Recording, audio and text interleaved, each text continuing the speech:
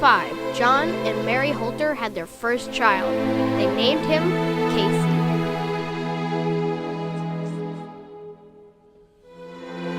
Unfortunately, Casey was born with a number of disorders which required surgery. He also developed hydrocephalus, a neurological condition for which there was no effective treatment.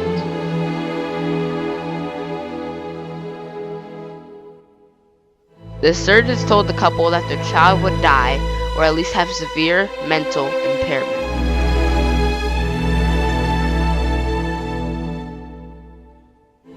They were told there was nothing they could do to save Casey. Yet these parents were determined to do something.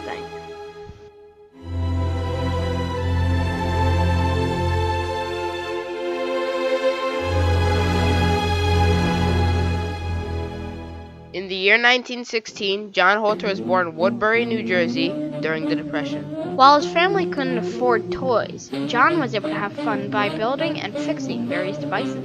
He later referred to himself as a gadgeteer. After graduating from high school in 1934, he worked as an auto mechanic and machinist. That same year, he was drafted into the New Jersey National Guard and served as a crew chief, maintaining the vehicles of the troops. These vehicles would be used by U.S. forces to invade southern France, Germany, and Austria in World War II.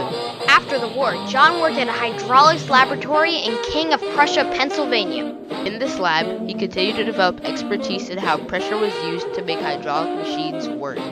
After trying for 7 years, John and Mary Holter eventually had their first and only child, Casey. Unfortunately, Casey was born with several severe developmental complications. While Casey was receiving treatment on his spina bifida, the doctors informed John about a problem that could come from the surgery. He told me that when this was operated that he might develop hydrocephalus in the future. Of course, as not knowing anything about this and even know what the term hydrocephalus meant at the time, but I wasn't really as alarmed as I probably should have been. To understand hydrocephalus, it is important to understand how a healthy brain works.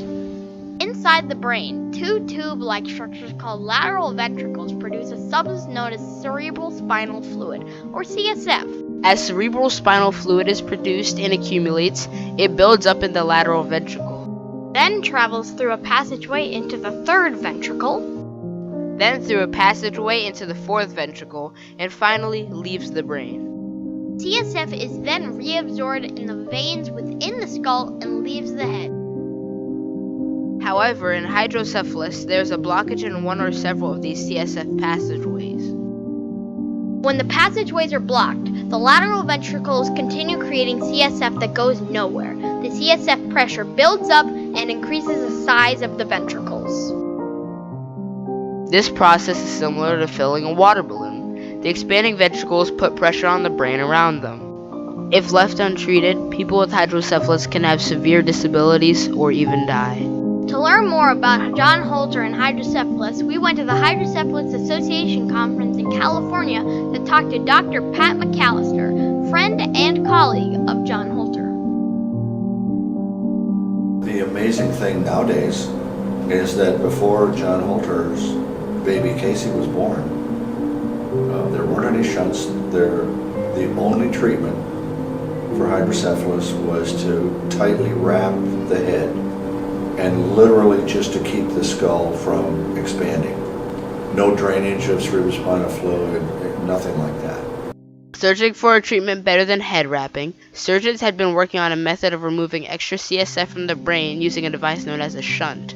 A shunt was a tube that was inserted into the ventricles, which reduced pressure and allowed extra CSF to be reabsorbed somewhere else in the body. The problem with early shunts was that the neurosurgeons didn't have an adequate valve to keep the CSF from flowing backwards into the ventricles. Without a working shunt, there were not any treatment options for people with hydrocephalus, including Casey.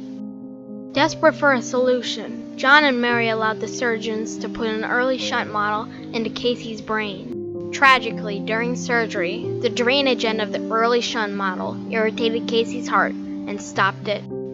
It was 30 minutes before the surgeon could get Casey's heart to start again. Casey suffered devastating brain damage, and the early model shunt was still not working. Time was running out for Casey. It was very upsetting, and I kept trying to talk with the surgeon about the problem and what it consisted of. I knew nothing at all about it.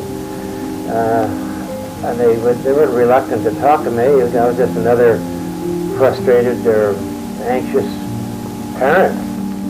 So finally I did get a chance to talk with him. It was maybe a month or two later,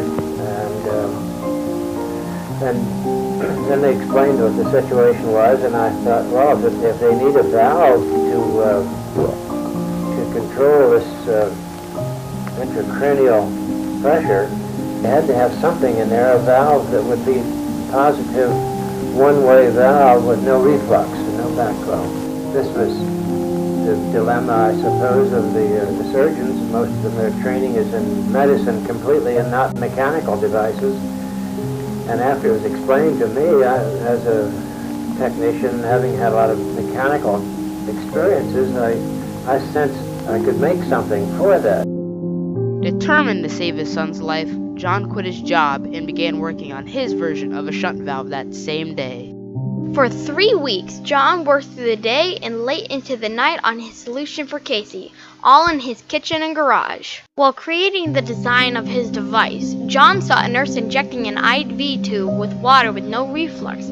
John thought this idea could work in his shunt. In John's design, a rubber seal would work like the nipple of a baby's bottle. When there was increased CSF pressure, the rubber seal would let CSF out, but not let it back in. This idea worked when John tested it, and in several days he had created his first shunt. Casey's surgeon was impressed with the shunt and valve, yet was worried that the rubber seals in the device would be damaged from the heat and pressure of the machines used to sterilize surgical tools and devices. John called just about every rubber and plastic company in the Philadelphia area to find the right material for his shunt. Eventually, someone from the Lee Rubber and Tire Company agreed to talk to John and suggested that he use a new product called silicon. Silicon was a newly developed material that could tolerate extreme temperatures. John tested it and used it in his shunt valve design. In the 3 weeks following his conversation with Casey's surgeon, John had engineered a masterful valve that met all of the size, pressure, and chemical requirements for surgery. Determined to save his son's life, this mechanic had created the first working shunt and valve which could treat hydrocephalus, and had done it at his kitchen table and the workbench in his garage. This was, what do we call it, groundbreaking, a paradigm shift. Suddenly we had a treatment that was effective. Casey's hydrocephalus was treated using one of his father's shunts in April 1956. The surgery was a success, and Casey had recovered to a healthy state. That was the case for about 5 years. Tragically, Casey had a seizure, suffocated, and died at the age of 6. Both John and Mary were devastated by the loss of Casey, but continued their commitment to developing better treatments for hydrocephalus. Over time, John kept producing improved shunt designs, which were used in treating different types of hydrocephalus. His basic shunt design has been modified, but is still used at least 15,000 times a year worldwide. John Holter is a perfect example of triumph and tragedy. So the final tragedy is my son that I loved dearly and tried to help and did help, dies way too early. And then, to me, the lasting triumph is that the device that John invented, he continued to modify. It got better and better, and now it's used by millions of people around the world to save lives and improve function. The tragic loss of his son Casey inspired John's ongoing commitment to improving treatments and triumphing over hydrocephalus.